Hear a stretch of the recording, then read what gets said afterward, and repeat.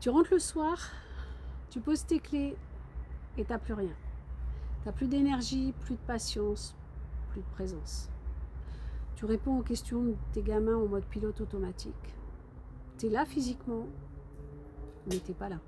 Et pourtant, si quelqu'un te demande pourquoi tu changes pas de job, tu lui dis la même chose que tout le monde. Je peux pas prendre ce risque, j'ai une famille. Aujourd'hui, je voudrais te montrer que cette phrase, aussi sincère qu'elle soit, est peut-être la chose la plus coûteuse que tu dises en ce moment. Je travaille avec des gens qui sont compétents, respectés, bien payés dans leur entreprise. Et ils me disent souvent, ouais mais moi c'est différent. J'ai des responsabilités, j'ai des crédits, j'ai une famille, j'ai des enfants. Ok ? Comme si le fait d'avoir une famille, c'était une raison valable pour rester dans quelque chose qui t'épuise. Mais je comprends l'intention qui est derrière cette phrase. C'est de l'amour, c'est de la responsabilité, c'est du sérieux. Mais voilà ce que je vois vraiment quand quelqu'un me dit ça. Je vois quelqu'un qui rentre le soir épuisé et qui n'a plus rien à donner à ceux qu'il aime. Je vois quelqu'un qui est irritable le week-end parce que la semaine, ça l'a lessivé. Je vois quelqu'un qui reporte les projets de vacances, les projets de famille, les moments présents parce que mentalement, il est encore au bureau. Et ce quelqu'un, il se dit qu'il fait ça pour sa famille. Eh bien, je vais te dire quelque chose qui va peut-être te déranger, mais tant pis. Ta famille, elle ne bénéficie pas de ton sacrifice. Pire, elle en paye le prix.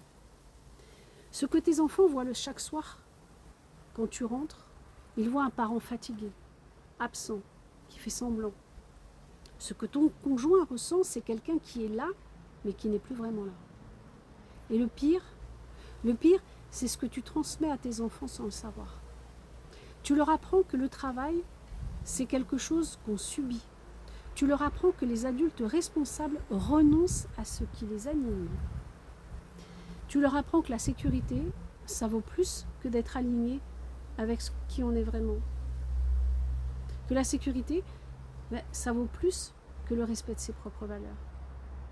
Mais je suis sûre que c'est pas ça que tu as envie de leur enseigner. Mais pourtant, c'est ce qu'ils apprennent de toi. Je vais te parler de ma cliente.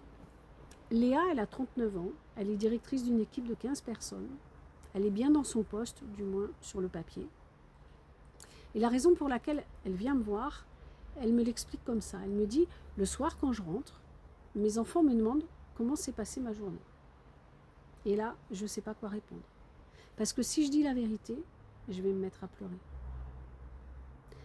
Elle veut rester dans son job parce qu'elle gagne bien sa vie. Elle veut rester parce qu'elle a des responsabilités. Elle veut rester parce qu'elle ne veut pas prendre de risques pour sa famille. Et ça se comprend. Et ce qu'on a découvert en travaillant ensemble, c'est pas qu'elle est épuisée parce qu'elle travaille trop. Elle est épuisée parce qu'elle travaille à côté d'elle-même. Son vrai style de leadership, c'est stratégie. Et elle passe ses journées dans l'opérationnel. Forcément, elle ne peut pas être alignée. On a travaillé ensemble, sans tout quitter et sans tout démolir. Elle a redéfini son rôle. Elle a retrouvé de l'énergie. Et ses gamins, ils ont retrouvé une maman. Et elle m'a dit quelque chose à la dernière séance qu'on a faite ensemble. Elle m'a dit quelque chose de très important.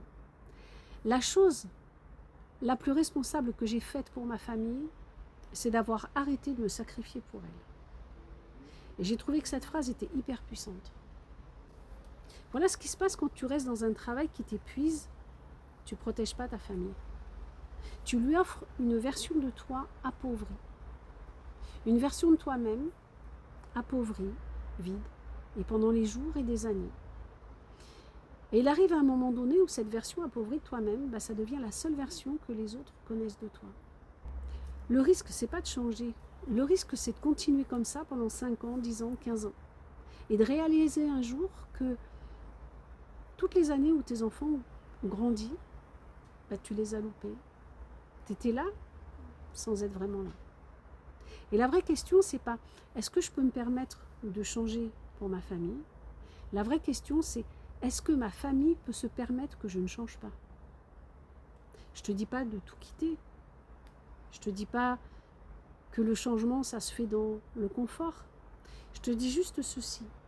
La prochaine fois que tu t'entends dire « je ne peux pas changer à cause de ma famille », Et bien remplace cette phrase par « Je n'ai pas encore décidé de changer pour ma famille ».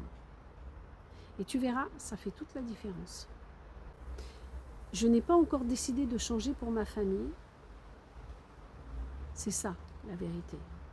Parce que ce n'est pas une contrainte extérieure qui te retient. C'est une décision que tu n'as pas encore prise, mais que tu peux prendre. Et tu peux la prendre maintenant. Et si tu te reconnais dans ce que je viens de décrire, si tu as l'impression que tu es plutôt en mode survie qu'en mode profiter de ta vie, si tu sais au fond de toi que quelque chose doit changer, mais que tu ne sais pas encore ni trop quoi, ni comment, alors je t'invite à t'abonner et à continuer à regarder mes vidéos.